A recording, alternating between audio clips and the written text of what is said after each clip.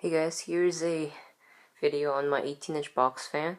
I know it's a late video, but I just forgot to film it. So basically it's the same design as my 12-inch one, but it's 18 inches. And it has CD flywheel and foam blades.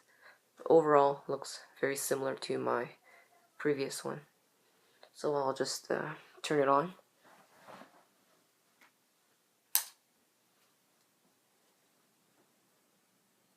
This one doesn't blow as much air as the little one. You probably can't hear it on the camera, but it's putting out a breeze. It's not very strong, but it's pretty quiet though. And I'll turn it off.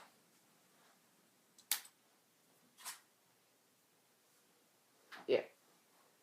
Yeah, that's pretty much it for this fan. It's very similar to the other fan, but it's bigger. It took me about 2 hours to build it, because I already knew what I was doing. And yeah, that's pretty much it.